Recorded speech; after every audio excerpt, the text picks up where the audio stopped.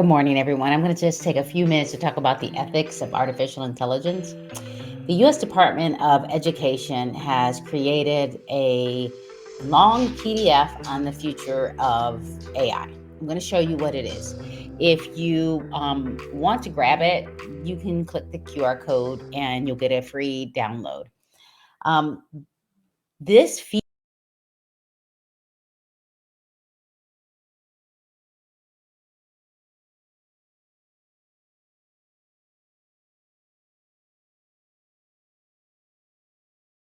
that are really having true conversations about AI.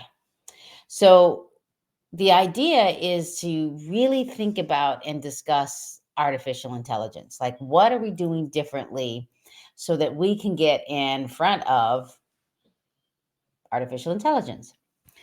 Um, so, first of all, here is that I'm going to give you what this looks like. I'm going to share my screen, and this is the publication. This is the publication, the Office of Educational Technology, the U.S. Department of Education.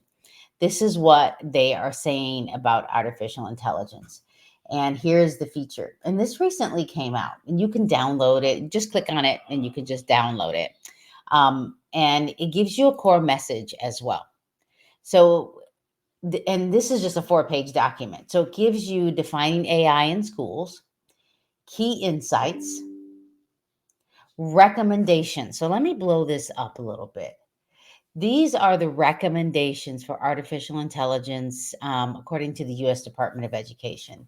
Like the humans in the loop. We need to be at the forefront of AI. We need to be the ones talking about artificial intelligence and what we're going to be doing differently in school districts because it's not going away. Many of you know about ChatGPT, but I wanted to show you what this looks like. So, privacy and data security. You can almost upload anything into ChatGPT, but if you are a student, you may not realize that giving people your private information isn't a good idea. Maybe putting your paper in there to help you with edits and grammar, sure. And if you think that is an issue, we already have Grammarly, for example. So it's not like AI isn't a part of our everyday lives anyway. You know that because if you have a smartphone, that's artificial intelligence. It can see your face, it logs you in. You can use your thumbprint if you have one of those types of phones. So it's already here to stay. It's not going anywhere.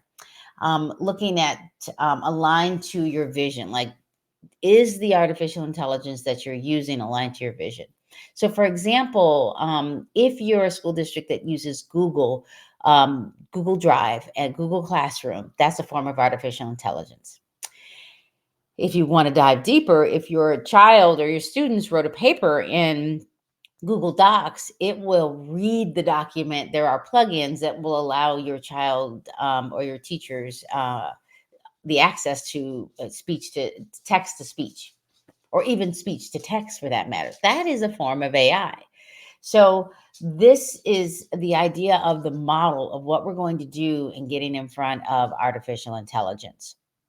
So, um, and then we have inspectable, explainable, and overridable. Read what this really looks like.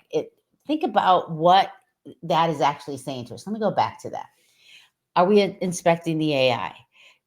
Is it something that we need or want to use? Is this something that we can explain to students, explain to parents as to why we're using this artificial intelligence?